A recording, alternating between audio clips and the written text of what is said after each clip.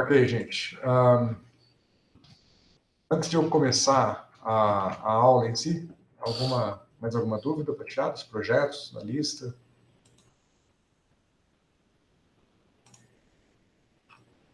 Como é que tá? Dora, se você quiser falar antes, porque eu vou esperar o Hélio, que ele disse que vai entrar daqui a pouco, se você quiser tirar a dúvida antes. Caiu e ele tira todas as dúvidas de uma vez, senão vai ter que... Eu sei que ele tem umas perguntas também. Uhum. Ok. Não tenho muita dúvida do projeto por enquanto, não. Tá, eu tenho uma sugestão, pode ser? Pode. Dá uma olhada nesse algoritmo aqui, ó, Wikipedia, para variar. A estrela Search Algorithm. Não é o que vocês estão fazendo, mas é um algoritmo relacionado e ótimo, muito eficiente e muito usado. Então, ainda que você não vá usar ele, dá uma lida, vê se é útil. De repente, ele é fácil de implementar. De repente, vocês animam ele, tá? Deixa eu ver se tem alguma animação aqui bonitinha. Tá. Veja que não é bem um labirinto. Isso aqui é animado, né? Pelo amor de Deus, que seja animado. Não é, pelo jeito. Um pontinho verde aqui, mas não está animado. Só conferir que não está animado mesmo.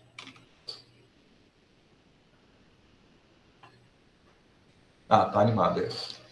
Estava demorando para carregar só. Então, esse aqui é um algoritmo que ele está percorrendo esse, vamos chamar de labirinto, desse ponto até o ponto final. Mas aqui ele está procurando pelo menor caminho até aquele ponto. Claramente, esse aqui não é bem um labirinto, é um mundo aleatório, e ele está procurando pelo menor caminho até lá. E, bom, vai encontrar. Então, ele achou aí que, a princípio, esse caminho em azul que apareceu aí é o menor caminho. Você percebe que ele tem uma tendência de ir na diagonal, né? Ele faz uma busca lateral, isso você pode controlar o quão ampla pode ser essa busca lateral, mas ele faz uma busca lateral e vai tentando, mas ele procura seguir o melhor possível a diagonal. O processo para fazer isso é tentar minimizar uma função que é a função distância, do ponto atual até o ponto final, e com vínculos, né? Então, a brincadeira é o seguinte, eu quero minimizar o caminho percorrido entre o ponto inicial e o ponto final, e eu ando um certo tanto, e eu sempre sei o quanto que eu andei. Então, do ponto inicial até o ponto onde eu estou, um ponto qualquer aqui no meio, eu sei a distância. Andei 10 metros. Do ponto onde eu estou até o ponto final, eu não sei qual vai ser a distância percorrida, porque depende do caminho, e eu tenho 1 milhão de opções aí de possíveis caminhos, né? Mas eu posso estimar qual é a distância do ponto que eu estou até o ponto final, simplesmente pela distância linear. Eu sei que eu estou aqui, quero chegar lá, então eu sei meu destino, né? E eu pego qual é a distância da reta daqui até aqui. Aí eu falo que a distância total percorrida é a distância que eu demorei para chegar, a distância que eu levei até chegar num ponto, mais a distância daquele ponto extrapolada até o final, com a aproximação mais grosseira possível, que é simplesmente como se eu estivesse traçando uma reta, né? Pega a hipotenusa ali. Claro que você não vai seguir a hipotenusa, porque você tem bloqueios no caminho, né? Mas a ideia é essa. E aí você tenta minimizar essa distância da seguinte forma: eu vou procurar por vários caminhos num algoritmo muito parecido com o que vocês estão fazendo, só que eu não vou ser besta de ir para trás. Então, se eu tentar seguir uma distância, tentar seguir um caminho que a distância aumenta, né, a estimativa da distância aumenta, eu não sigo ele. Eu só vou seguir caminhos em que talvez a distância diminua. Então, por isso que fica esses limites aqui. Basicamente, se ele está aqui e tenta ir para cá, a distância aumenta, então ele não vai. Se ele está aqui e tenta vir para cá, a distância diminui, então ele vai. Mas se ele aceita, ele aceita aumentar a distância percorrida com uma pequena probabilidade, então você tem essa maleabilidade do algoritmo. A ideia básica é essa. Deu para entender? Depois os detalhes precisa dar uma lida na Wikipedia aqui. O que eu fiquei na dúvida é, ele resolve várias vezes e farma a imagem, ou ele usa... eu esqueci o nome de novo e eu ia falar um negócio do Twitter. Recursão?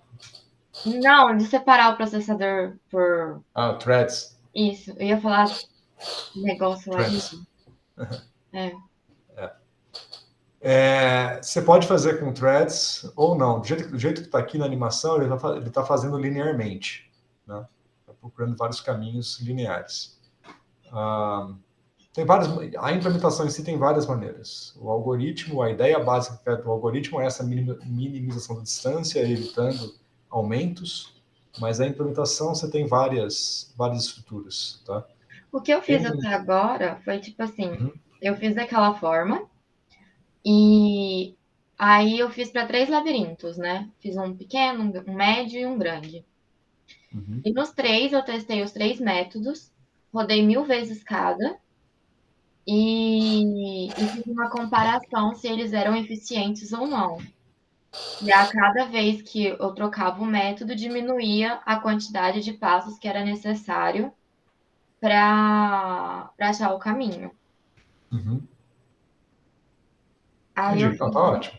Eu acho que o código, pelo que eu acompanhei das discussões, o código de vocês tá bem legal. Só estou mandando esse para motivar um pouquinho, que eu achei interessante. Aí outra coisa que eu fiz também foi deixar que o usuário defina o local de partida e o local e o final. Tem o desenho do labirinto, então ele vai falar, eu quero na casa 1-1, que comece e termine na casa 10-5, por exemplo. Entendi. Isso eu não acho necessário. Esses algoritmos, em geral, a gente coloca nos dois cantos. Pra ficar uma coisinha mais legal e eu já estava um tempo sem mexer, eu fiz um site.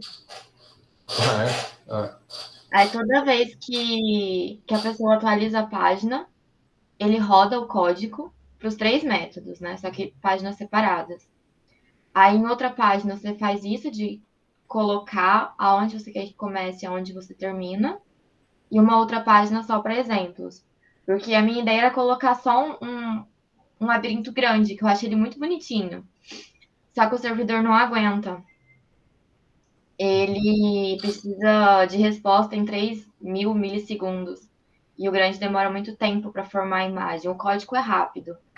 O problema é para salvar a imagem. Tá dando um delayzinho ali grande. Entendi. Tá, ótimo. Eu vou esperar a apresentação de vocês para ver os detalhes, mas está ótimo. Eu mandei o link desse algoritmo do A estrela, dá uma olhada, tá?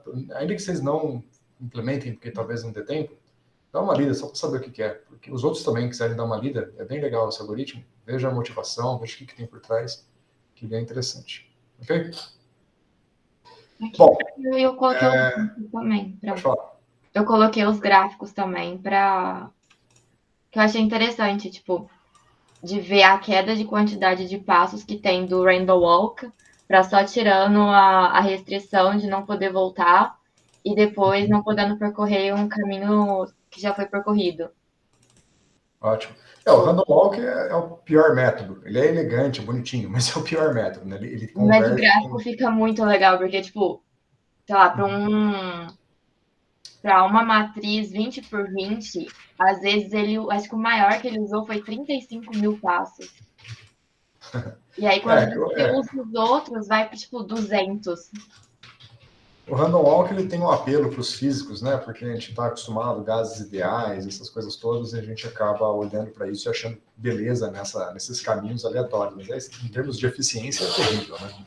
Mas é bonito mesmo, eu concordo. Aquele vídeo lá que o cara colocou no Twitter eu achei maravilhoso. Ineficiente, mas muito bonito. Ok. O Hélio e o Jason, o Hélio não chegou ainda, deve estar chegando, ele falou que 5h10 ele ia entrar, né, Jason? Isso, ele tá terminando de ver a palestra lá do Unicamp, ele falou pra mim que era 5h10 também, tá atrasado. Às Mas, vezes atrasou a palestra um pouquinho, mas, alguém tá com pergunta. mas assim, do que a gente fez até agora, a gente fez o grafeno na mão, né, entre aspas, deu certo, que foi aquele código que a gente mandou pro senhor no Slack. Aí eu fiz pelo PyBinding também, deu certo, consegui fazer, gerou a imagem.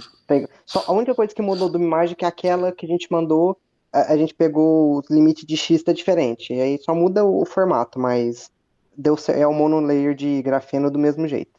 Só mudou a. Agora, o que a gente. Que é o problema agora que tá dando dificuldade é de fazer o siliceno. porque tem que usar aquela Hamiltoniana que o Hélio mandou, que eu ainda tô tentando entender ela, que ele sabe mais ou menos porque eu acho que ele fez na IC dele, com o siliceno, por isso que ele escolheu o siliceno. É, aí o que a gente tá com dificuldade, que ele falou que tava, que enquanto eu tava fazendo o grafeno, ele tava tentando fazer a do siliceno, é de fazer a matriz, que pelo que ele me falou tem que ser uma matriz bloco diagonal, para poder fazer do siliceno, e colocar o efeito de campo elétrico, também que tem que ser considerado. Aí essa é a parte que ele falou. Se a matriz é bloco diagonal, você pode fazer um bloco só, né? É separado. Sim, é verdade. Aí a outra parte Porque que é. provavelmente um bloco é o time reversal do outro, né? Então você pode Sim. trabalhar com um bloco só. Aí ele falou também que estava com um pouco de dificuldade na questão do spin órbita. Aí essa parte eu não entendi muito bem quando ele me explicou. Eu conversei com ele hoje à tarde. Tá, bom, vamos esperar ele chegar. A gente Sim. fica para discutir as suas Uhum. dúvidas de vocês mais para o fim da aula. Então, Mas tá? aí a única coisa que falta mesmo é o siliceno. O do grafeno já tá pronto já. Ok. Bom, vamos trocar de assunto então. E eu queria falar, eu fiz um código aqui para preparar para a aula. O código é longo, quer dizer, não é tão longo, tem umas 200 linhas, não é tão curto também. Mas ele é simples. Só que é simples no sentido de que cada etapa dele é simples, só que se eu mostrar o código inteiro para vocês, vocês vão pirar. Olhar ele como um todo é complicado. Tem que ir entendendo etapa por etapa, que é o código que eu tinha proposto, que eu ia fazer nessas últimas aulas, que é o código da rede neural. Então, eu mandei o link lá para vocês, né, daquele livro, Neural Network from Scratch, e eu segui lá as videoaulas dele e fui acompanhando algumas coisas no livro para complementar. E tem digamos assim, 90% do código é muito fácil, os últimos 10% são muito difíceis. E aí eu segui uma recomendação que ele mesmo fez nos vídeos lá, que a parte fácil é a propagação para frente, de você rodar a rede neural dos dados de entrada até a predição de saída. Agora, você fazer o backpropagation, que é corrigir a rede neural a fim de minimizar o erro dela, que é o fit, basicamente, o código otimizado disso requer que você faça a propagação para trás de uma série de derivadas, né? Você está basicamente como se estivesse usando o método de Newton, digamos assim, né? Você quer calcular a tangente para procurar o mínimo do erro, né? Procurar o zero da função, procurar o mínimo. Grosso modo, não é bem isso, mas é mais ou menos isso. Você vai fazer o gradiente conjugado, na verdade, você vai procurar o mínimo sempre descendo o morro, né? Para procurar qualquer ponto do morro que você está. Se você sempre descer, uma hora você chega no mínimo, né? Esse é basicamente o gradiente conjugado. Só que para fazer isso, você tem que fazer uma propagação dessas derivadas ao longo da rede neural inteira.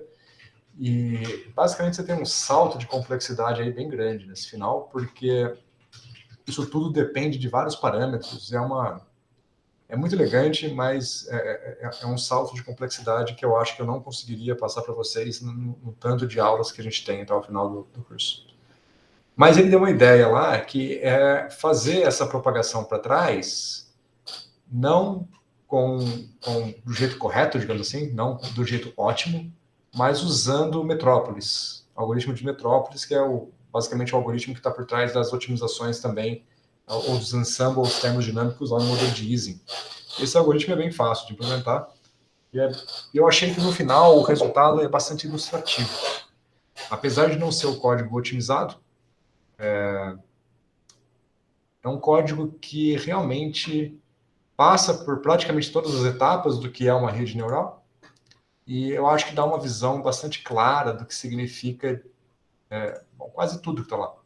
Só o algoritmo final que não vai ser o algoritmo ótimo, mas é um algoritmo que faz a mesma coisa que o algoritmo final, só que não de forma otimizada. Então eu queria falar com vocês sobre isso nas próximas aulas, tá? Para motivar, eu vou começar mostrando o resultado Vai aparecer um trecho do código, mas não assustem, tá? Porque, tipo, como eu falei, o código parece feio, porque eu estou usando várias coisas aqui, mas eu vou explicar parte por parte. Então, esqueçam o algoritmo aqui do lado, tá? Tem muita coisa aqui do lado. Esse aqui é o resultado. Deixa eu explicar por partes. Deixa eu ir lá só para o plot, assim vocês não ficam olhando o código. Vou deixar só aqui no trecho do plot. Então, eu tenho 3 coisas aqui.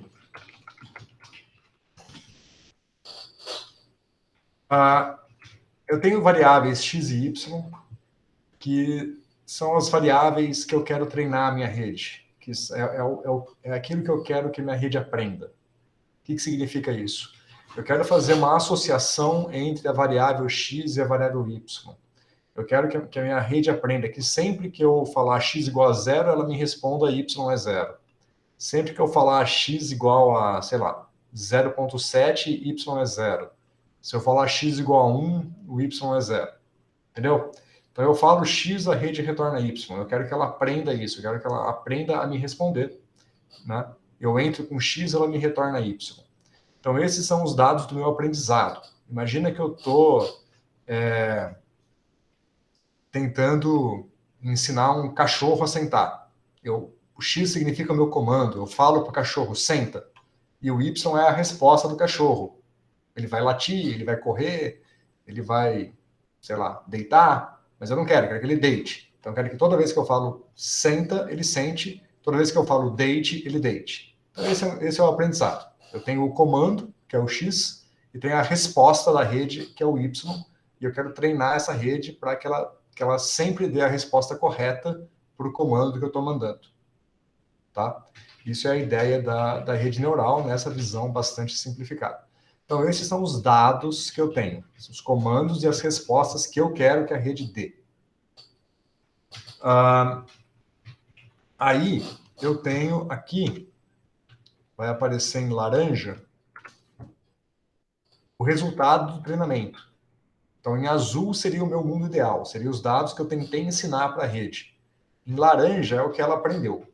Então, eu falei para ela x igual a 0.5. Ela não falou 0, mas está bem perto de 0. Você vê que o azul está ali, o laranja está um pouquinho embaixo. Em todos os pontos, esse aqui está bem em cima, mas todos os outros pontos, o laranja está quase em cima, mas um pouquinho fora do azul. Isso quer dizer que, tecnicamente, eu consegui que a minha rede aprendesse razoavelmente bem a responder aos meus comandos. Eu falo x igual a 0.8, a rede me retorna ali 0.01, sei lá, quase 0, mas não exatamente. Sacaram aqui os conceitos que eu estou apresentando? Está claro essa parte inicial? Sim. E aqui eu tenho uma medida do erro, né? Então, esse daqui é o erro que eu tiro, e esse erro é basicamente o desvio padrão.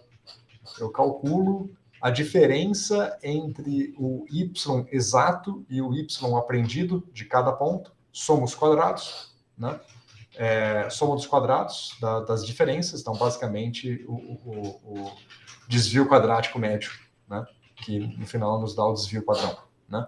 Então esse erro é o desvio padrão.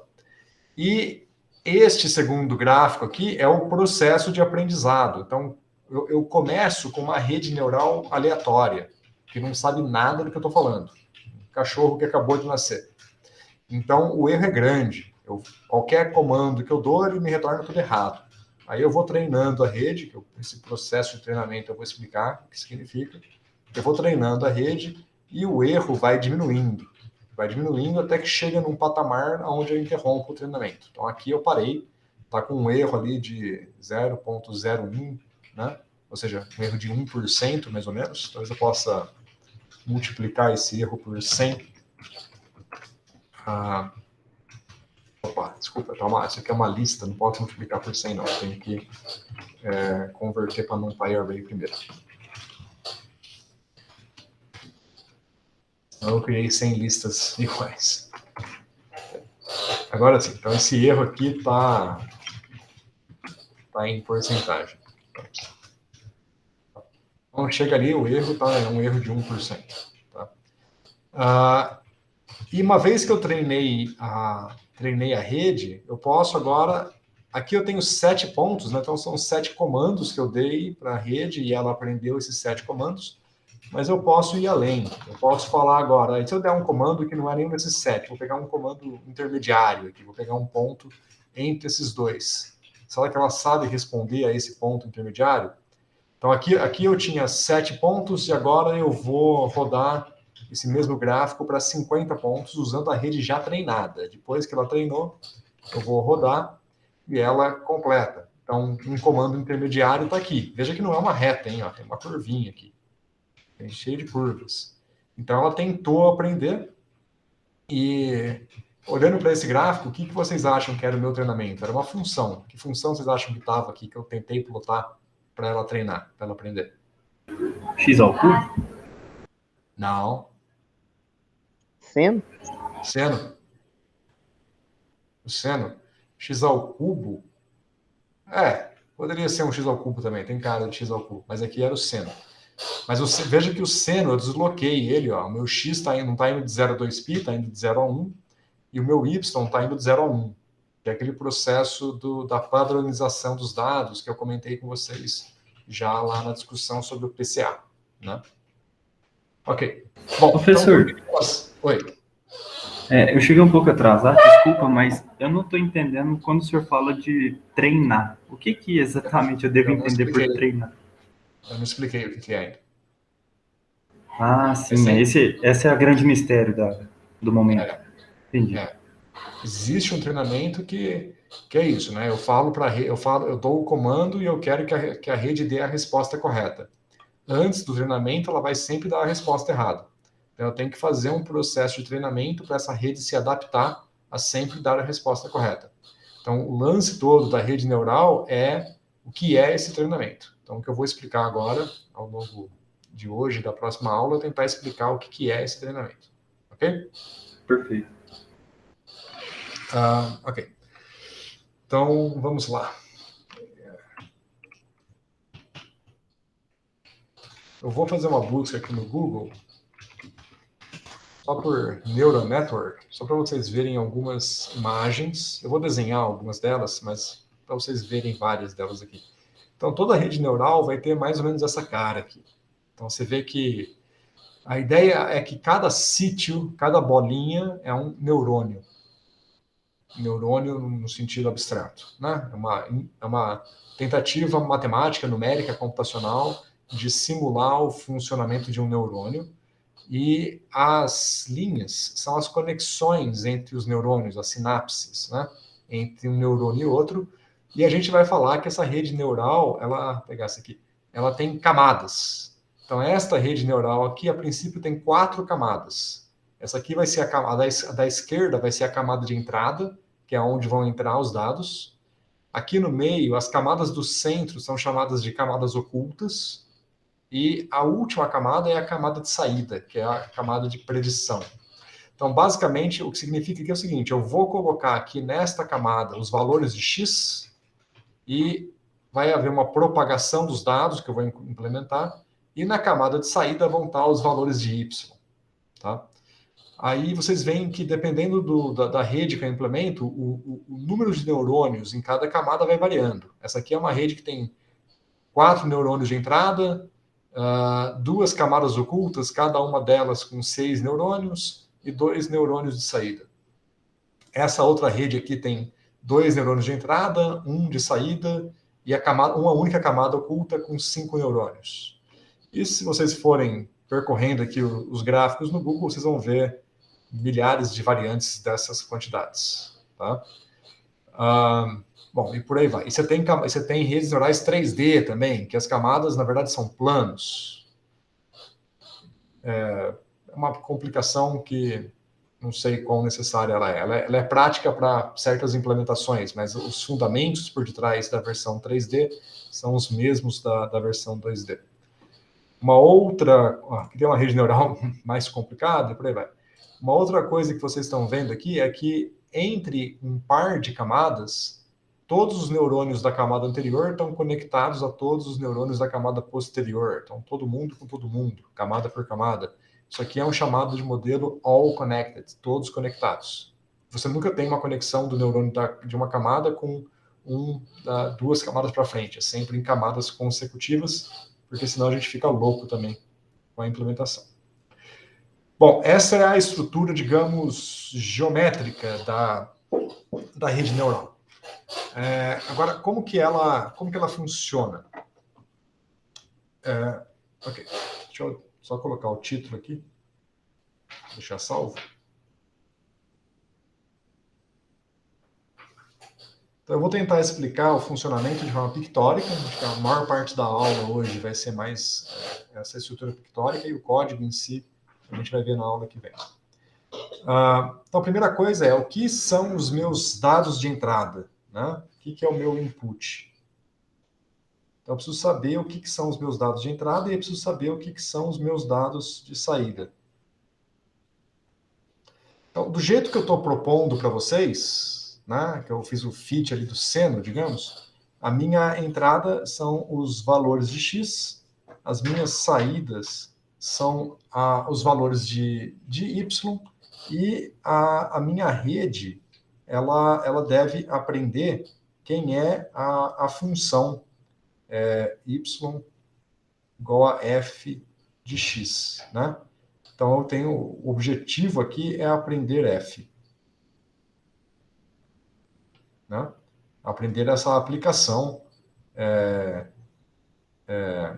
f, né? Aprender a função f, de quem é a função f. Esse é o nosso objetivo, digamos assim. Bom, então veja que o meu dado de entrada é um dado escalar, né? X é um número. 0.1, 0.2, 0, 5, tá? O intervalo de x, vamos pensar de 0 a 1, tá? Renormalizado já, e o de y também renormalizado de 0 a 1, e essa questão da renormalização a gente vai entender bem mais para frente. Mas são valores. É um valor, x é um valor, y é um valor. Então, se x e y são valores escalares, são números, né? Então a minha rede neural ela vai ter que ter necessariamente um neurônio de entrada e um neurônio de saída, porque esse neurônio vai representar o meu número x e esse neurônio vai representar o meu número y. Agora, o número de camadas intermediárias você escolhe do jeito que você quiser. Vai ficar claro as vantagens de escolher muitos ou poucos, mas você escolhe do jeito que você quiser. Então, digamos, eu posso pôr aqui uma rede que eu tenho 4. Bom, eu não quero desenhar todos os caminhos, porque vocês estão vendo aí que são muitos, né? Mas, digamos, eu vou fazer aqui uma rede neural que tem 3 camadas ocultas, cada uma delas com 4 neurônios. Não precisa ser assim, eu posso desenhar, vamos fazer assim, eu tenho uma rede neural que tem 3 camadas ocultas, a primeira tem 4 neurônios, a segunda tem 2, a terceira tem 4. Isso aqui é totalmente arbitrário. Tá? Então aqui eu vou ter que esse cara se conecta com todos esses caras, o que significa a conexão, já a gente vai ver.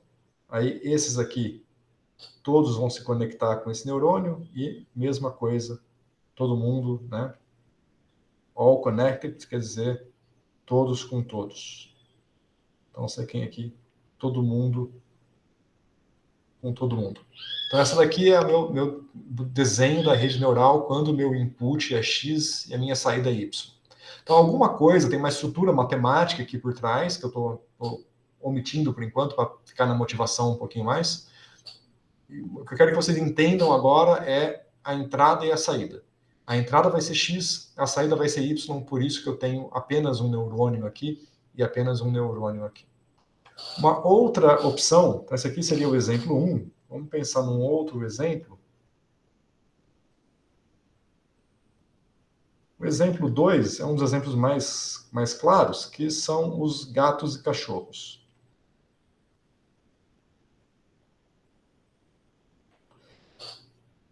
Então, eu quero que a minha rede tenha como entrada... O meu input vão ser fotos, imagens, né? Vamos por fotos, né? Fotos de gatos ou cachorros. Certo? Esse é o meu input. Bom, Se são fotos, elas têm uma certa resolução, né? Então, vamos definir a resolução dessa foto. Então, vamos dizer que cada foto vai ter uma resolução W por H, né? Width por height, né? Largura por altura. E a gente viu lá no PCA que eu posso linearizar este objeto, né? Pegar as linhas da foto, colocar uma na frente da outra e criar um objeto linear. Então, esta foto, ela na verdade, ela vai ter N elementos, que é o número de pixels na linha vezes o número de pixels nas colunas, né? Então, é o produto da resolução me dá o número de pixels na foto e esse vai ser o tamanho do meu input, certo? Cada foto vai ter tamanho N, linearizado. E aqui a gente vai seguir um padrão que toda foto tem o mesmo tamanho N. Se não tiver, eu tenho que, antes do meu código, normalizar as fotos para que todas tenham a mesma resolução. Vamos assumir que todas tenham a mesma resolução. Bom, e o que vai ser o meu output? Qual é o objetivo deste código, né? Então, o output depende de qual é o meu objetivo. Então, neste caso, da minha rede neural, o objetivo é aprender se a foto que eu passei é de gato ou de cachorro. Então, eu vou ter uma base de dados com, sei lá, 300.000 fotos de gatos e cachorros, e eu vou usar essas 300.000 fotos como treinamento da minha rede. Tá? Então, eu vou jogar a foto no neurônio de entrada, e o que eu quero no neurônio de saída? Eu quero uma resposta, né? Eu estou perguntando para a minha rede, essa foto é o quê? E a minha rede tem que responder, é um gato. Ou, essa foto é o quê? A rede tem que responder, é um cachorro. Então, a entrada é uma foto, a saída vai ser a resposta, gato ou cachorro. Então, é uma resposta binária, é um 0 ou 1, digamos. Então, eu poderia ter na minha saída, poderia ser um único input, que é um número, se for 0 é cachorro, se for 1 é gato. O pessoal não costuma fazer assim. O pessoal costuma colocar na saída uma saída de 2 dígitos, de dois neurônios. Eu posso colocar na saída que a minha saída vai ser um vetor, que vai ser a probabilidade de ser gato e a probabilidade de ser cachorro. É claro que P gato mais P cachorro tem que ser 1. Então, eu poderia eliminar um dos neurônios de saída e trabalhar com um único neurônio. Mas quando vocês forem ver os tutoriais, eles vão trazer sempre 2 neurônios. Então, é a probabilidade de ser gato ou de ser cachorro. Como é que vai ser a visão geométrica dessa minha rede? Bom, a entrada, que seria o meu x, deixou de ser um escalar, e a minha entrada agora é um vetor x, e é um vetor de tamanho n. Certo? Que é a minha foto linearizada. E a saída é um vetor y, que é o vetor P gato, P cachorro. Tem 2 componentes. Então, a minha rede neural, nesse caso, vai ter N neurônios de entrada. Então, esse aqui é o neurônio 1, o neurônio 2, neurônio 3, até o neurônio N. E na minha camada de saída, ela vai ter 2 neurônios que vão representar a probabilidade da foto que eu coloquei ali ser um gato ou a probabilidade da foto ser um cachorro. Bom, quantos neurônios eu vou ter nas camadas intermediárias? À vontade, tá? Obviamente, nesse caso, eu não vou tentar desenhar tudo, que nem dá, né? Só deixar aqui pictoricamente. Posso ter qualquer coisa aí. Então, aqui eu vou ter todo mundo ligando aí, vai ter milhares de cruzamentos, porque tem N dados, não dá para desenhar esse lado aqui. E aqui, igual o que estava lá, né? Todo mundo com todo mundo. Alguém tem uma pergunta? Pode ficar à vontade. Professor, o que muda, né, esses neurônios intermediários? O que melhora no nosso código ter tantos quantos forem possíveis neurônios intermediários? eu estou chegando lá. Por enquanto, só entenda, eu quero que vocês entendam nessa primeira etapa aqui a camada de entrada e de saída, tá? Os intermediários só saibam que eles existem, mas o foco aqui é entrada e saída. Tá claro que o número de neurônios na entrada e o número de neurônios na saída depende de quem são os meus dados de entrada e quem é a grandeza que eu quero calcular. Tá claro isso? Sim, ficou claro. Sempre vai ser assim, então. Sempre vai ser assim. Entrada e saída sempre vai ser assim, tá? Veja que para o meu treinamento, eu tenho que ter essas duas coisas, né? Eu tenho que ter as fotos, cada foto tem tamanho N, e eu tenho que saber se essa foto é de um gato ou de um cachorro, né? Então, eu tenho os vetores Y também das minhas fotos no treinamento, que eu estou falando para falando para minha rede neural, olha, essa foto é de um cachorro, essa foto é de um gato, essa é de um cachorro, essa é de um cachorro, essa é de um gato. Então, eu tenho a informação durante o treinamento. Aí depois que eu treino, eu pego uma foto desconhecida e falo, olha, essa foto é o quê? Aí ela vai me responder uma resposta nova que ela não conhecia antes. Essa é a ideia. Então tá. Então a primeira Só mais parte... uma pergunta, professor. Tipo, a dimensão da minha foto faz diferença nesse caso ou não? Um exemplo bobo, se eu tiver uma foto 3x4 de um gato e depois eu mostro uma foto 5x10 de um gato, faz alguma diferença ou não? Não, o que importa é que ela tenha o mesmo número de pixels. Eu sempre vou randomizar para que todas elas tenham o mesmo número de pixels, mas eu posso fazer isso, eu posso pegar uma foto qualquer e fazer uma interpolação para aumentar ou diminuir o número de pixels dela numericamente. Então, qualquer foto serve. Perfeito. Okay? Tá, mas na rede todas elas vão ter tamanho N. Todas têm que ser iguais, porque senão você perde o controle. Tá? Beleza. Bom, ok. Então, essa a ideia dos meus dados de entrada. Então, só para deixar mais claro aqui, ó. Então, neste caso aqui, os meus dados de entrada seriam... Eu teria, na verdade, dois dados de entrada. Eu teria a tabela de valores X, digamos, 0, 1, 2, até 10, por exemplo. E eu tenho os Y também. Eu tenho que ter as respostas no treinamento. Eu tenho que saber o que eu quero no treinamento. Então, digamos, para x igual a 0, o y é menos 1, para x igual a 1, o y é menos 2, e depois, sei lá, 5, 9.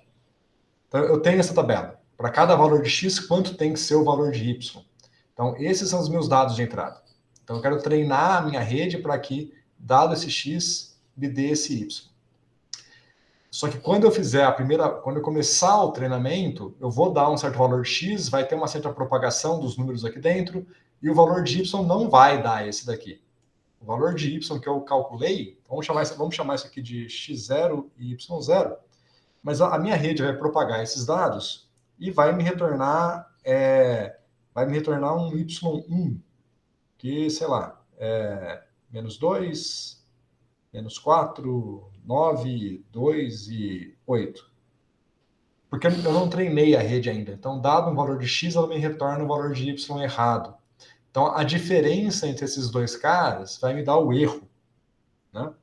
Então, eu tenho que definir o que é o erro. Então, neste caso aqui, eu posso definir o meu erro como sendo basicamente a média da diferença ao quadrado. Então, eu vou usar a notação E para média. Então, vai ser a média de y0 menos y1 ao quadrado. Então, essa é uma medida do erro. Tá? A média dessa diferença. Essa média aqui é quase que o desvio padrão, né? Basta tirar a raiz aí. Então, é o desvio quadrático médio. Né? No caso aqui das fotos dos gatos e cachorros, então eu vou ter o meu X vai ser as várias fotos, né? Foto 1, foto 2, foto número de fotos é arbitrário, né? Vamos colocar aqui foto M. Cada foto tem tamanho N, mas o número de fotos pode ser qualquer coisa. Então, digamos que eu tenho M fotos. E para cada foto eu tenho o meu Y0, que é a classificação esperada para ela. Então aqui eu espero que essa foto seja um cachorro, essa eu espero que seja um gato, e a última eu espero que seja um gato, sei lá. Tá? Então eu tenho as fotos e eu tenho a classificação esperada dela. A classificação, ela tá, do jeito que eu desenhei aqui, eu pus 6G, você tem que pegar esse 6G interpretado aqui, né? Você vai, se o PG for maior do que o PC, você entende que deu gato. E assim por diante, né? E você vai ter os... vamos transformar isso aqui assim, ó. Vamos dizer que 0 é gato, 1 é cachorro. Certo? Então, aqui eu estou para pôr numérico. 0 é gato, 1 é cachorro. E isso é o que eu espero, né, do meu treinamento, é o que eu tentei ensinar para a máquina. Só que aí, quando eu executo, ela vai retornar algumas coisas erradas. Esse aqui vai dar 1, esse vai dar 1, esse vai dar 0, sei lá. No meu desenho aqui, errou só o primeiro, né? Mas tem mais 1 milhão aqui no meio. Então, do mesmo jeito, eu posso pegar esses dois números e definir agora quem é o meu erro. Eu posso, tem várias medidas de erro, tá? Eu estou colocando aqui a média do desvio padrão só para ilustrar. Mas você tem várias possíveis medidas de erro. Então, aqui, eu vou pegar, vou contar quantos ele errou, né? Vai ser a média desse desvio padrão. Bom, beleza. Então, sobre a entrada e a saída, essa é a visão pictórica que a gente tem que ter. Antes de eu falar agora sobre as camadas ocultas, alguma dúvida aqui, antes de eu continuar? Certo, deu para entender. Ok. Tô tranquilo, senhor. Nos vídeos que eu passei lá o link para vocês, são umas 9 aulas, ele vai explicar tudo isso de forma muito mais longa. Então, assistam lá, ou qualquer outro vídeo que fale, dê uma introdução a esse assunto, que talvez possa surgir dúvidas se vocês assistirem de outra forma. Aí vocês podem trazer na próxima aula as dúvidas se quiserem, tá? Bom, agora, vamos lá. Então, o que seria a tal das camadas ocultas? Ou, antes de saber o que é uma camada oculta, vamos entender o que é a conexão entre os neurônios. Tá? Então, vamos pensar aqui que são aqui as camadas de neurônios. Para entender isso, vamos pegar 2 camadas só. Cada par de camadas é idêntico, né? A ideia de um par de camadas é igual à ideia de outro par de camadas. Então vamos entender 2 camadas, daí a gente entende todo o resto por extrapolação. Vamos desenhar assim. Eu tenho... vamos dizer que eu tenho aqui uma certa camada. Vou desenhar com calma, para a gente poder entender bem. Vou pegar uma camada com 3 neurônios. Então essa aqui é a camada L. L de layer, tá? E essa camada L tem esses 3 neurônios. Vamos chamar esse neurônio de neurônio 0, neurônio 1 e neurônio 2 desta layer, tá? Desta camada. Na próxima camada, eu posso ter vários neurônios, mas vamos focar só em um deles, tá? Então, vamos dizer que eu tenho aqui nesta camada 2 neurônios. Então, aqui eu tenho o neurônio 0. Eu vou desenhar mais um aqui, mas a gente vai focar só em um deles, tá? Aqui eu tenho o neurônio 1 da camada L mais 1. Bom, todos os neurônios dessa camada estão conectados a todos dessa, mas vamos focar só no neurônio 0, e aí eu vou só desenhar as conexões destes com esse daqui. Então eu tenho uma conexão aqui, uma conexão aqui e uma conexão aqui. Certo? Beleza. E a gente vai dizer o seguinte. Então, eu quero pegar o seguinte. Imagina que cada camada ela representa um número da informação. Vamos voltar aqui em cima para a primeira camada para isso ficar claro. Essa primeira camada aqui, ela representava o valor de x que eu tô treinando. Então, digamos que nesse momento x vale 0,5. Eu vou variar x, claro, né? Essa é para todos os valores de x da minha tabela de dados. Mas digamos que aqui eu coloquei x igual a 1, x igual a 0,5, x igual a 2. Para cada etapa do treinamento é um valor diferente, que é um comando diferente. Cachorro senta, cachorro deita, cachorro late. São comandos diferentes, valores diferentes de x. Então, estou treinando, passando um valor de x aqui. Então, aqui, basicamente, eu tenho um valor, um número, 0,5, 0,2. Neste caso aqui, os valores vão ser o valor dos pixels da minha imagem. Então, eu tenho uma foto do gato. A foto do gato vai ser uma matriz que vai ter um gatinho desenhado ali, né? Então, os valores do pixel é o valor do pixel em cada ponto da minha imagem. Então, este primeiro neurônio tem o valor deste pixel, né? O segundo neurônio tem o valor do pixel ao lado. O terceiro neurônio, o valor do pixel aqui do lado. O último neurônio vai ter o valor do último pixel aqui. Eu vou percorrendo linha por linha naquele achatamento da imagem. O que importa aqui, de vocês entenderem, é que cada neurônio tem um número. 0,1, 0,2, 0,3, certo? Esse número representa o valor do pixel, mas é um número. Tudo bem? Então, digamos que em cada um desses neurônios eu tenho aqui um valor. Então, aqui, o que eu tenho nesse neurônio aqui? Vamos chamar isso daqui de... É o valor, vai ser o x do neurônio 0 da camada L. É um número, né? Aqui vai ser o x do neurônio 1 da camada L, e aqui é o x do neurônio 2 da camada L. Juntando esses três caras aqui, eu posso dizer que eu tenho o vetor x da camada L. Esse vetor é basicamente a composição daqueles três ali.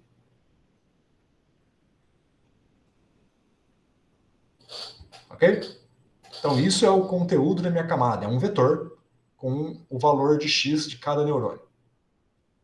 E eu quero calcular, eu quero pegar esses três números que estão aqui e propagar eles para cá, para calcular quem vai ser o valor de x do neurônio 0 da camada L mais 1. Ok? Como que eu posso fazer essa propagação? Eu posso fazer algo bem trivial. Eu posso falar que o x do neurônio 0 da camada L mais 1 é a soma desses três. Certo?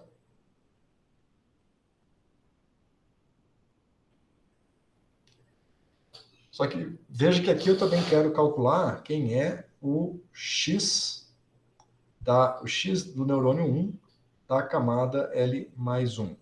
Então, só fazer a soma é sem graça, né? Porque se eu falar que esse cara aqui é a soma, quem que vai ser esse daqui, né? Eu tenho que fazer algo mais esperto do que uma soma. Então, a gente vai colocar mais alguns números aqui. A gente vai definir os chamados pesos. Então, aqui eu vou ter um peso, que eu vou chamar de W0, W de weight, né? Estou usando os termos em inglês, porque nos tutoriais vocês vão ver tudo em inglês, né? Então, é W0, W1 e W2. Adicionalmente, cada neurônio vai ter uma informação aqui dentro que vai ser o bias, tá? Então, veja que os pesos são propriedades das arestas, certo? E essa é a aresta conectando esses dois neurônios, esses dois e esses dois. Os pesos deste cara aqui vão ser outros pesos. Então, para cada neurônio, eu vou ter um peso diferente, né? E aqui o bias também. Então, vamos definir uma notação aqui, ó. Veja que é muita letra, né? Porque eu tenho que carregar em qual camada que eu tô, tenho que carregar em qual neurônio que eu tô, e assim, em qual aresta que eu tô. Vamos focar aqui. Posso tirar uma dúvida rapidinho? Pode. Por exemplo, na camada L+1, do neurônio 0 e do neurônio 1, sempre tem que ser, por exemplo, nesse exemplo que o senhor disse que do 0 poderia ser a soma de todos os neurônios da camada L. O 1 teria que ser outra conta, tipo, por exemplo, a somar 2 subtrai 1, ou sempre tem que ser diferente essa É, operação? Nunca isso. pode, porque senão ia dar valor igual e ia dar conflito de informação. É. É Ah, por isso tá. que eu estou introduzindo os pesos, porque não vai ser só uma soma. Esses pesos Sim. vão dar o que é que vai acontecer. Tá? Ah, tá. Entendi. Então, bom, só para completar aqui, além dos pesos, eu vou ter uma outra grandeza, que é o chamado bias, que eu vou definir aqui como sendo P0. Então, esse aqui é o bias do neurônio 0. Eu vou ter também o bias do neurônio 1. Veja que eu estou pondo o 0 e o 1 em cima do neurônio. Né? Então, esse aqui é o bias do neurônio 1. E eu tenho que falar de qual camada que eu estou também. Então, sei lá, esse aqui é o bias do neurônio 0 na camada L+1. Esse é o bias do neurônio 1 na camada L+1. Eu vou ter, naturalmente, a mesma coisa aqui, mas aqui não me interessa. Desta camada eu só vou usar esse vetor. Tá? O resto, essas informações em verde, são informações que pertencem à camada L+1. Tá? Então veja que aqui complica os índices. Aqui eu preciso ter 3 índices. Porque eu tenho aqui o peso que conecta o neurônio 0 no 0. Então vamos dizer que, vamos fazer assim, ó, é o W00. Aqui é o W que conecta o neurônio 1 no neurônio 0, então é o W10. E aqui é o W20. E esses pesos pertencem à camada L+1. Então tem que colocar mais um índice aqui, que é o índice de camada. Então, só para recapitular aqui, então na camada L+1, eu devia ter chamado essa aqui de L-1 e essa de L, tá? Vocês me permitem fazer uma baguncinha aqui? Vou chamar essa aqui de L-1, porque aí eu carrego menos letrinha aqui em cima, fica mais fácil, né? Devia ter pensado nisso antes. Professor, Oi.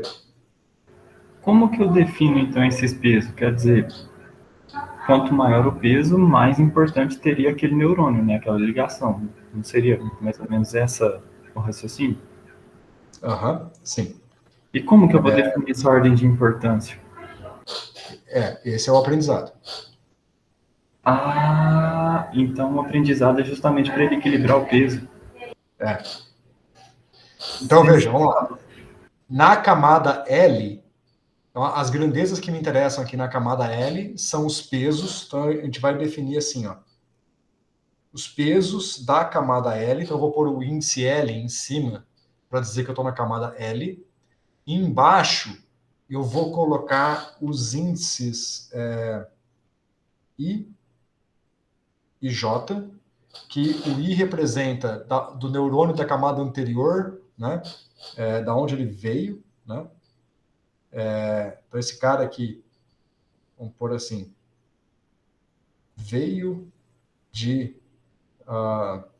da camada L-1 neurônio I, certo? E pertence ao neurônio J. Tá? Então, esse peso está conectando o neurônio I da camada L-1 com o neurônio, vamos colocar para ficar mais organizado, neurônio J da camada L. E o L aqui para indicar a camada. Então, esses são os pesos, e a gente tem os bias, né? Então, os bias, eu estou indicando como sendo, usar a minha anotação daqui, JL. Então, é o bias da camada L, neurônio J. Tudo bem? Então, essas são as grandezas fundamentais, né? Só lembrar aqui que eu troquei a anotação, então aqui é -1, -1, -1, -1. E eu quero calcular quem é o vetor x da camada L. Esse vetor vai ter, nesse caso, vai ter duas componentes. O x0L e o x1L. E eu vou fazer essa propagação deste vetor para esse usando estes pesos e esses bias. Bom, como que eu vou fazer isso? Vamos focar de novo, vamos focar aqui no neurônio 0, para ilustrar, tá? E depois a gente expande aqui para o neurônio 0 e 1. Então, vamos lá. Eu vou pôr uma estrela aqui, para lembrar que eu vou continuar aqui embaixo. E o que eu vou fazer? Eu vou dizer o seguinte, o neurônio, o valor de x0 da camada L vai ser a soma com esses pesos desses neurônios. Então, vai ser o quê? Vai ser W00L vezes x0L-1 mais W10L vezes x1L-1 mais W, faltou um zero ali, x2L-1 e o bias, mais o bias B0L. Aqui faltou um 2, faltou um zero aqui. Certo? Então veja que eu estou, não é nem uma soma, é uma soma com pesos, carregando daqui para cá, e um bias, que é uma constante. Bias é uma constante, tá? É uma reta. É uma reta multidimensional, mas é uma reta. Sacaram? Os pesos são os coeficientes angulares da reta e o bias é o coeficiente linear. Então, basicamente, a propagação dos neurônios de uma camada para os neurônios da camada seguinte é uma reta. Ok? Claro, do jeito que está aqui está um pouquinho feio, dá para a gente melhorar muito isso, porque vocês veem que eu posso escrever agora, eu posso pegar esse cara e escrever naturalmente como uma somatória. E as coisas começam a ganhar uma cara mais bonita. Então, eu vou colocar esse B0 no começo. Então, aqui vai ser o B0L mais... Como é que eu escrevo essa somatória? Quem que está variando aqui? Está variando o primeiro índice do W e o índice do X, né? Então, vai ser uma somatória.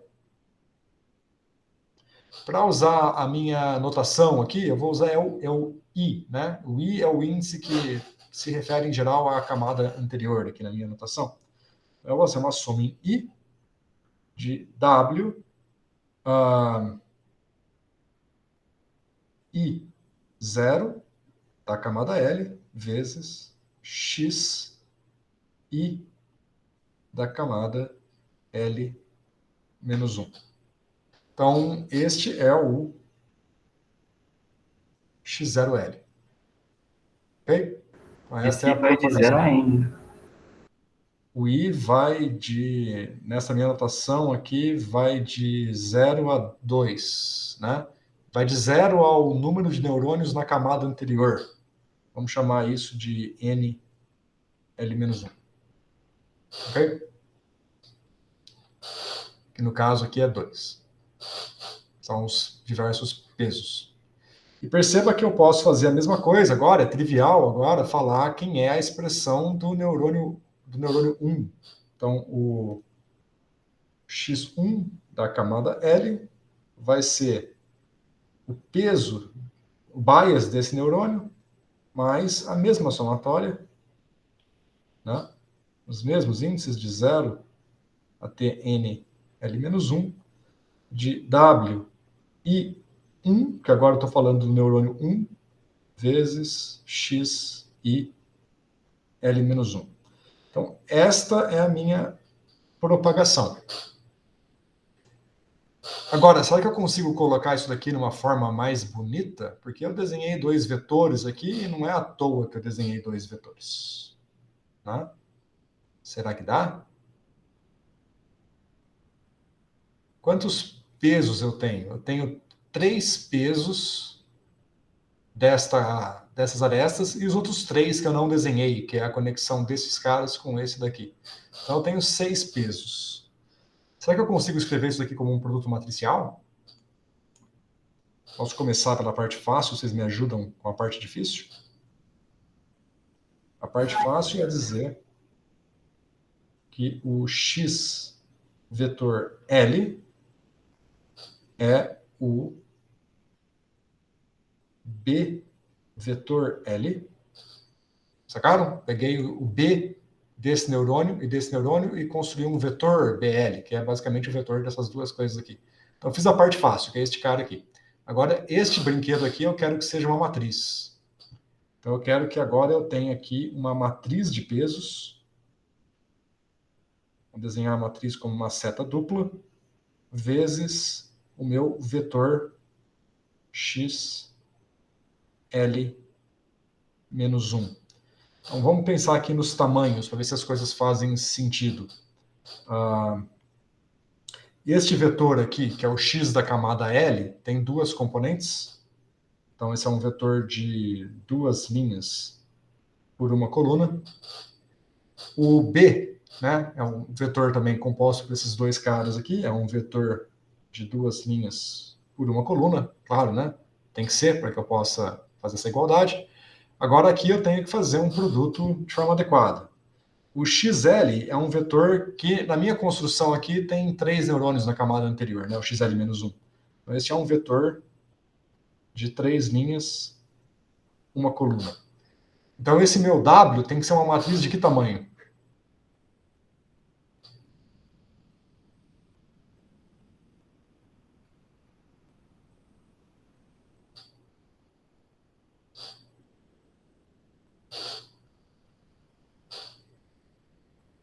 Pergunta fácil, eu acho.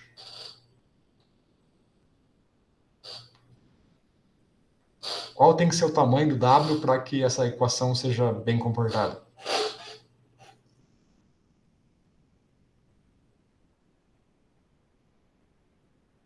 Perdi vocês? Vocês estão aí?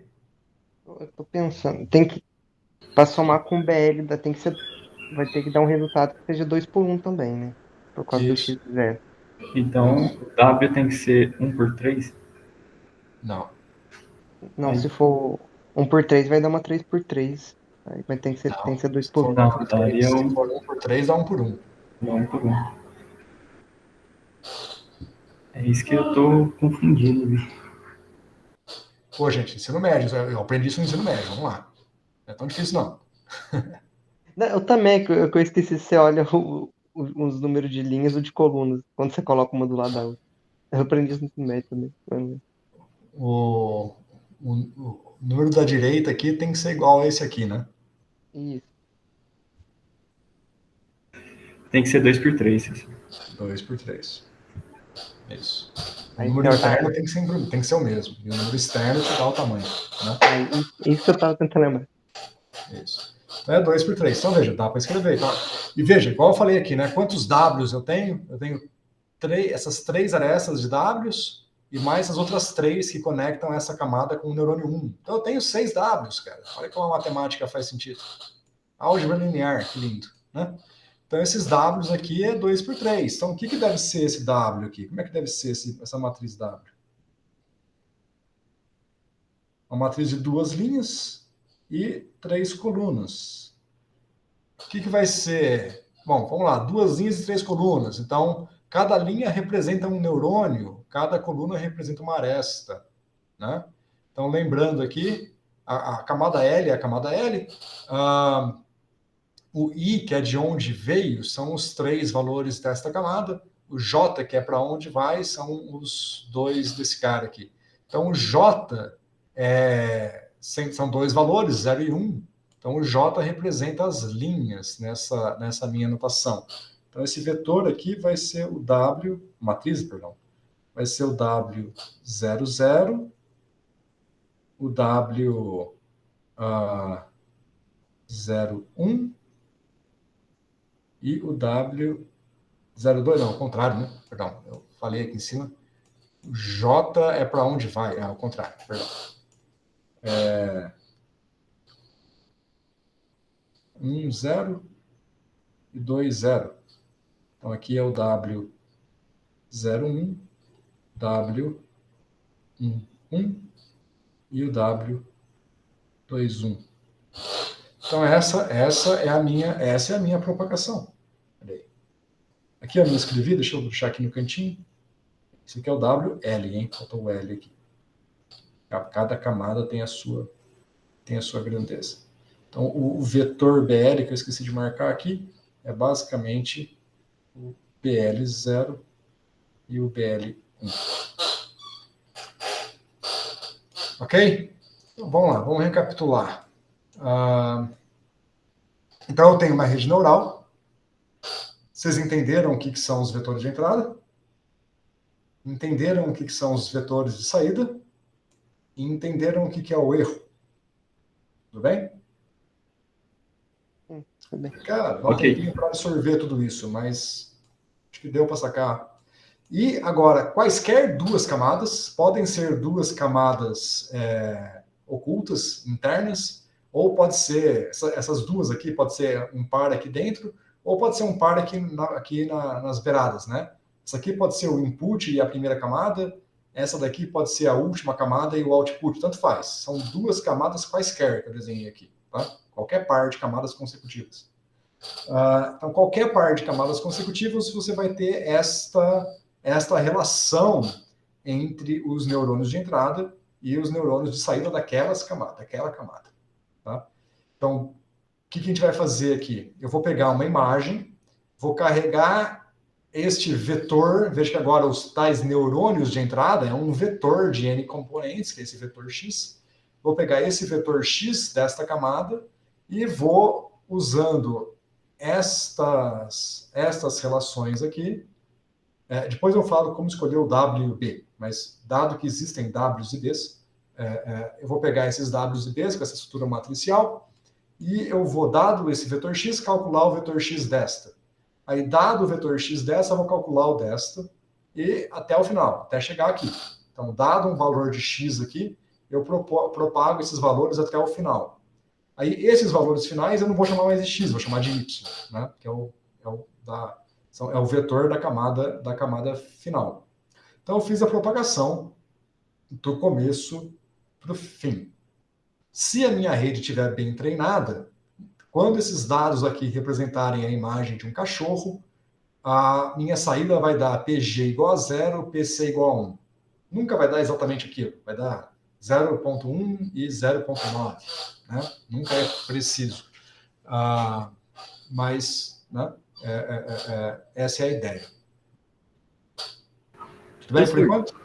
Há uma estimativa dos valores esperados entre as colunas, entre os neurônios do meio? Quer dizer, nos neurônios do meio? Os neurônios do meio são chamados de neurônios ocultos porque você não olha para eles. Então você não tem informação sobre eles. Você pode olhar, mas é completamente aleatório. Não tem nada ali que realmente te dê alguma informação relevante. Tem muita gente que estuda a termodinâmica desses vetores, desses neurônios internos, estatísticas em geral desses neurônios internos, para tentar ver como que essa informação está se propagando, que se tem alguma coisa ali que te ajuda a criar uma rede melhor. Existe toda uma linha de pesquisa sobre o que significa esses neurônios internos, mas, grosso modo, não te interessa. Tá? Você, pragmático, você quer usar uma rede neural, o que te interessa é o neurônio de entrada e de saída. O que acontece aqui dentro é uma caixa preta. Tá? Se você quiser entender o que essa caixa preta quer dizer, aí é uma linha de pesquisa específica que é tentar entender essa caixa preta. Entendeu? Sim, são tipo fases de Barry aí dentro. Não. Não, só uma analogia bem infeliz, digamos. Você tem uma caixa preta ali dentro. Bom, beleza. Eu vou parar por aqui, por enquanto, e vou continuar na aula que vem. O que falta explicar? Falta explicar como que você escolhe esses pesos e esses bias e como que você treina a rede. Mas já adianto, treinar a rede... Bom, posso dar uma dica inicial. Os pesos e o bias inicial vão ser aleatórios. Você vai... É coisa. Vai sortear números aleatórios segundo uma distribuição gaussiana. E vai jogar ali. Agora, o treinamento, eu discuto na aula que vem. Tá? Uma outra coisa que eu não falei ainda é que não acabou, tá? Este X aqui não é o X final. Eu vou fazer, ainda há de ser feita uma transformação nesse X final, que é a chamada ativação do neurônio. Então eu faço esse procedimento. Depois de fazer esse procedimento, eu faço ainda o seguinte: vou dizer que o meu vetor XL vai ser uma certa função que eu vou chamar de A do próprio vetor XL.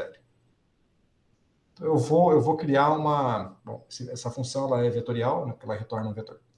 Então, eu vou pegar esses vetores XL, depois de calculado desse jeito aqui, eu ainda vou fazer uma ativação. Ou vocês podem entender, se quiser deixar de uma outra forma, mas que eu acho mais agradável, mas não é assim que está nos tutoriais, que o meu XL não vai ser isso daqui. O meu XL, na verdade, vai ser isso daqui.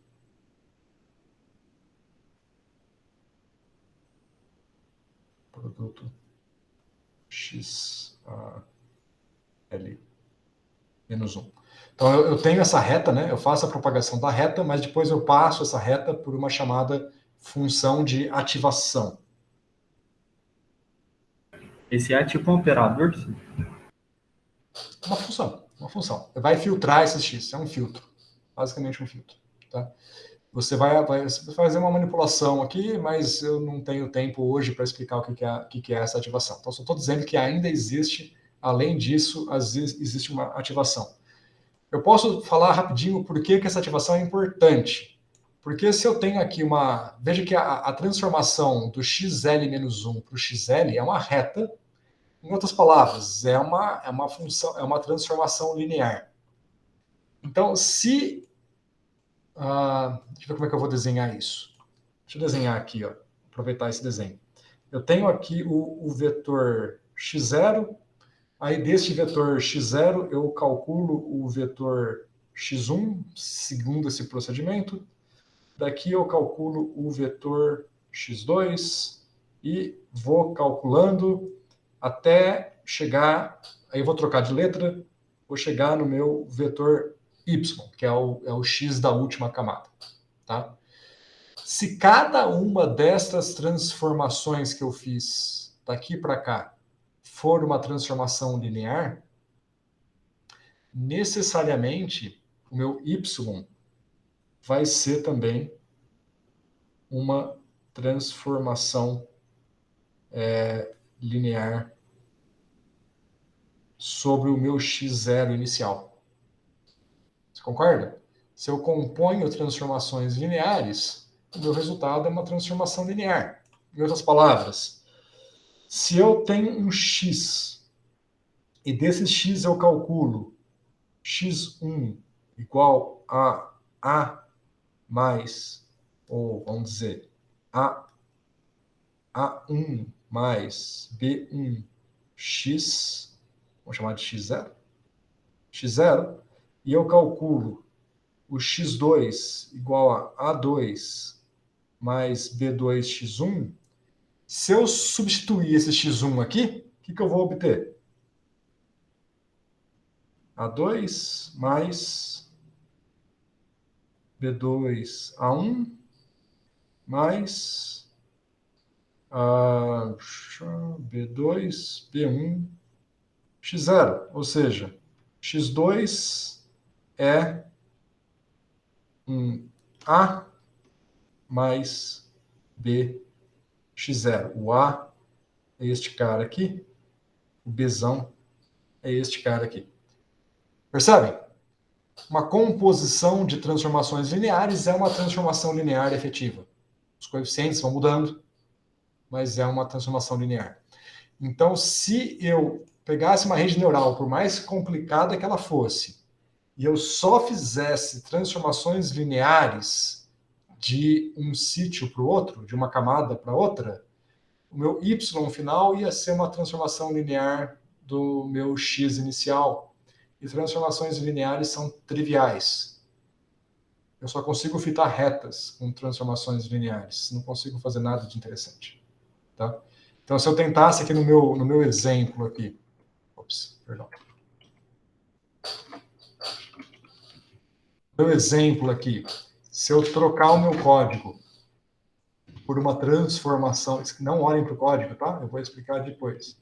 Se eu trocar aqui por uma transformação linear, demora um pouco, porque o código é lento, mas vamos ver.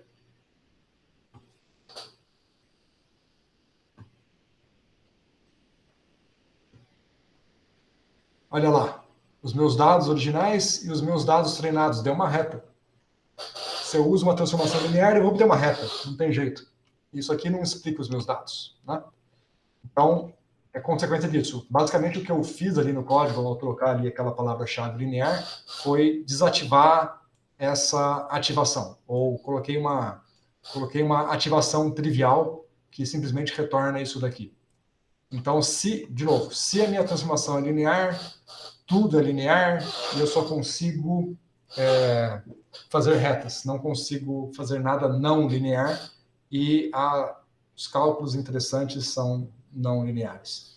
No meu exemplo era um fit, mas eu não conseguiria classificar gatos e cachorros com uma transformação linear. Tá?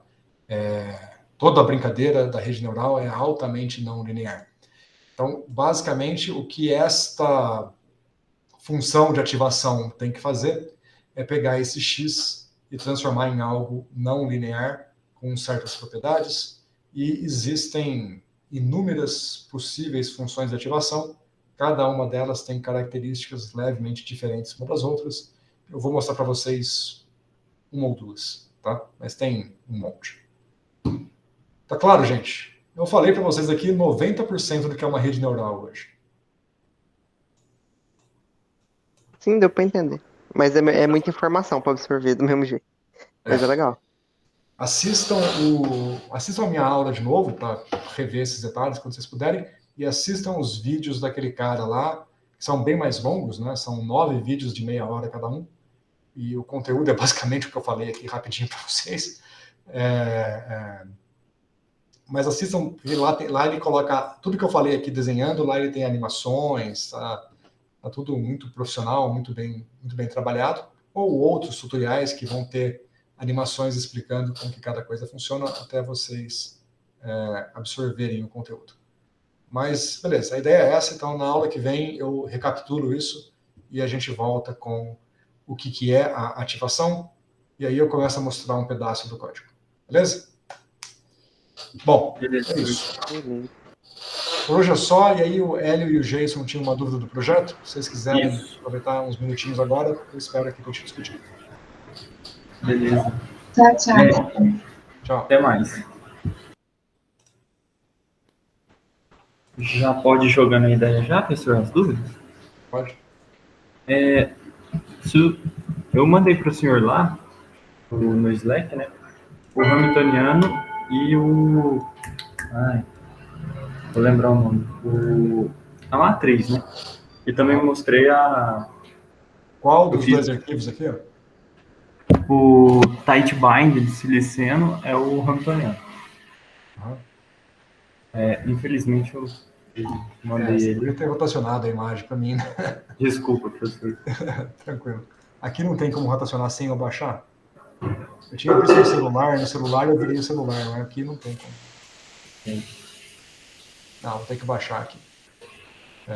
Como é que eu baixo aqui? Baixar. Eu acredito que sim. Eu fiz na mão, professor. Literalmente. Como é que eu rodo aqui? R? Não, tem não. Sei que tem um atalho, mas não lembro qual é o atalho. Rotate left. Beleza. A gente, naquele código que eu mostrei para o senhor, que foi mandado um pouco acima, nós implementamos a primeira parte, né? Os hoppings de primeiros vizinhos. Uhum. Que está lá naquele código. Agora, a grande dúvida, professor, a gente vai começar a implementar o spin orbita, né? E depois de implementar o spin orbita, como a gente vai estar trabalhando com spins meios, né? Então é up, down, né? Mais e menos meio, a gente vai ter uma matriz bloco diagonal. E aí é onde mora o perigo. Onde mora o perigo, eu quero dizer, onde eu tenho uma certa dúvida. Porque sempre que eu estou tentando, né, implementar o bloco diagonal e com o spin órbita apreciável, não está gerando uma banda esperada, sabe? Bom, bloco diagonal, você está falando isso no PyBinding ou na sua implementação manual? Na implementação manual. Eu queria ver primeiro no Na Py, manual no, deveria ser trivial. Você vai ter os dois blocos individuais. Porque se você. Veja. Perceba aqui. Você tem aqui um hamiltoniano onde o termo vai com. Esquece o sigma. Vai com CI, CJ. CIW, certo. CJ. Esse você entende. Este outro aqui, que é a energia local, vai com CI, CI. Esse você também entende. Uhum. O Certo. que é esse XI aqui? É energia local, né? Tá Isso. tudo duplicado aqui, né? Não precisava desse E, bastava esse XI. Né? Imagina. É só para mostrar que inverte o sinal, né, para cada... Tá. Porque esse é o campo elétrico. Certo. Aí ali o sigma é dos Bom, spins, né? Spin up, spin down. Aí vai... este cara aqui você entende. Sim. Tá. Agora, este cara aqui, ele é um CICJ. Uhum.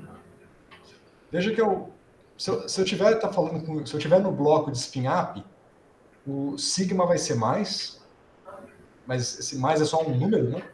E o que você Sim. tem aqui é o CICJ. Então não é diferente desse cara. CICJ, CICJ. Então, mas, tipo, montar essa matriz e depois juntar ela toda para formar um hamiltoniano, que eu não tô... Lá nos finalmente, quando a gente implementar toda ela e eu começar a variar o campo elétrico, a gente espera que comece a haver uma abertura das bandas. Só que não tá acontecendo isso. Aí eu vou... Essa aí é a matriz, que Vou também achar. saiu, infelizmente saiu torta.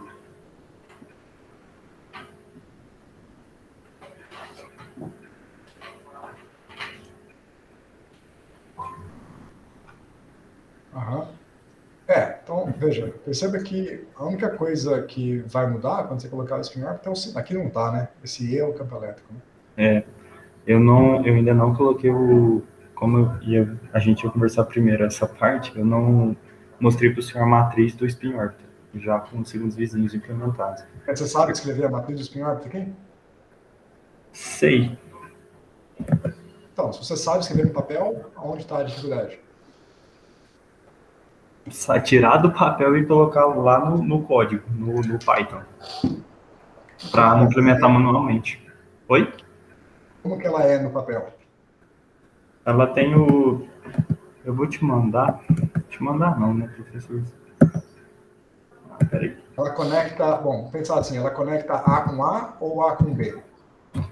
Ela vai conectar A com A, né? A com A?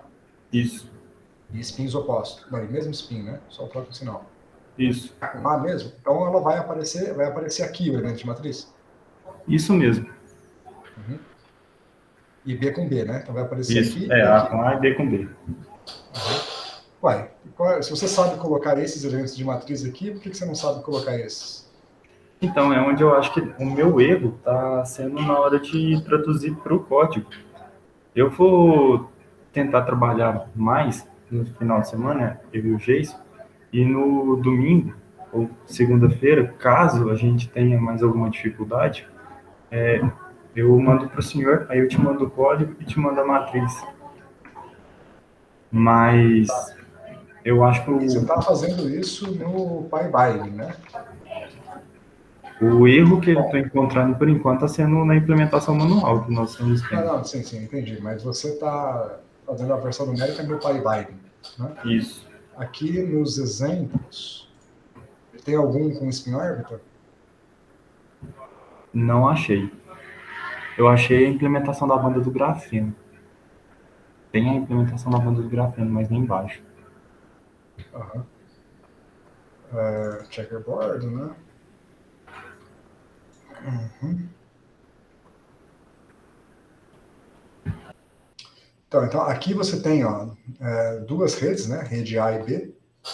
E a posição dos átomos na rede, né? E o que é o delta? Energia local? Não. O delta deve ser energia local, né?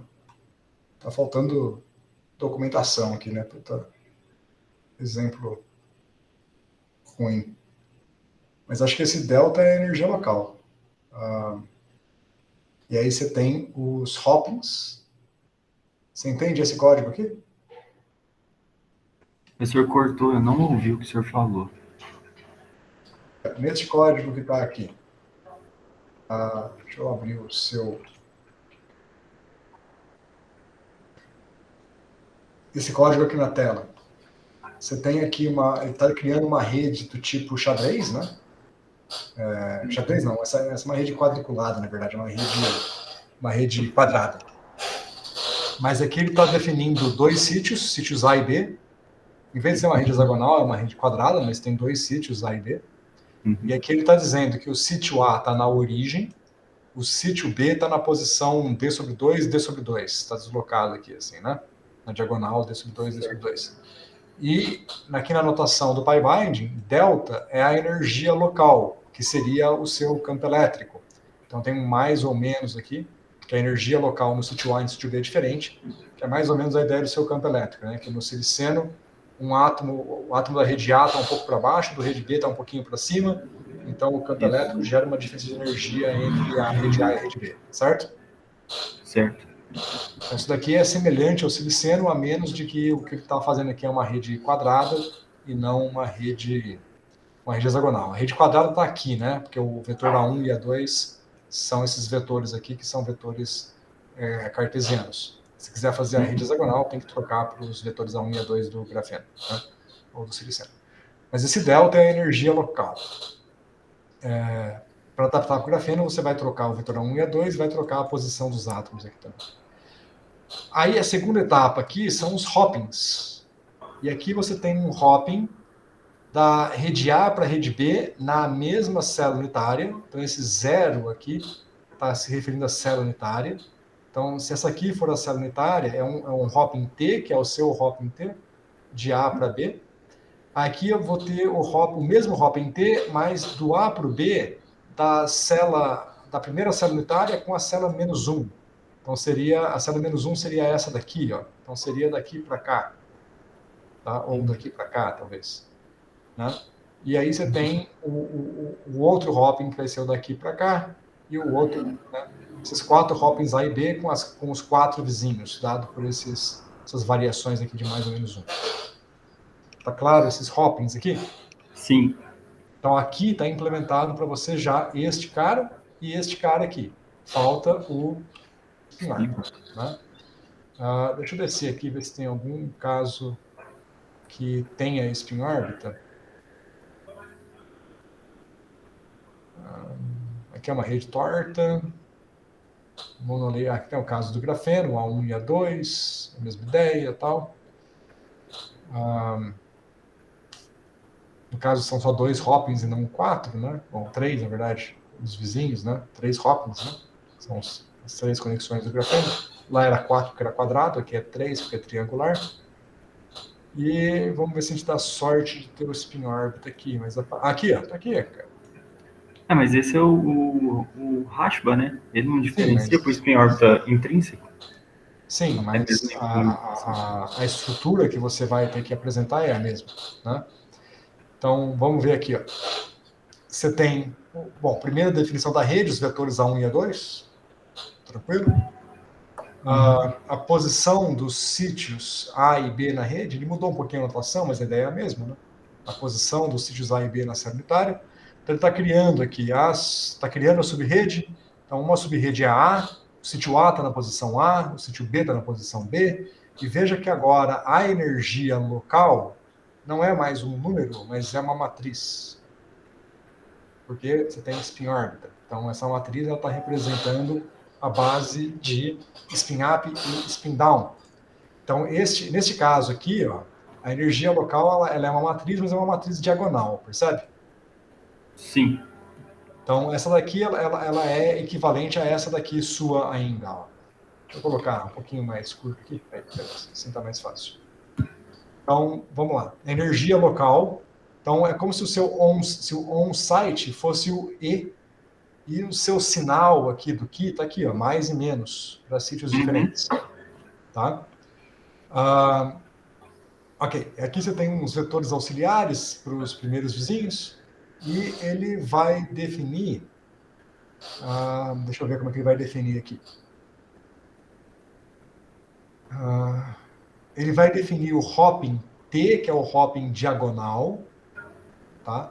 Então, o hopping T, que é o hopping diagonal, tá aqui. E o hopping de spin-órbita, aí não vai ser diagonal, vão ser matrizes de Pauli, vezes as distâncias. Certo. Então, ele basicamente escreveu esse hopping como sendo um vetor. E aqui ele fez o hopping AB, né? Então, T1, T2 e T3 são matrizes de hopping que conectam os sítios A e B de células, de células vizinhas. Não é o que você quer, né? Você quer conectar o sítio. Bom, você vai ter o hopping AB de células vizinhas, que é esse cara aqui, mas ele vai ser diagonal, né? Então seria o primeiro termo diagonal aqui seu, que é trivial. O seu spin-órbita vai ser parecido com essa brincadeira. Vão ser hoppings de células vizinhas, só que em vez de ir de A para B, vai de A para A. E aí a estrutura matricial sai daqui também, né? Basicamente é a estrutura matricial na base de spin.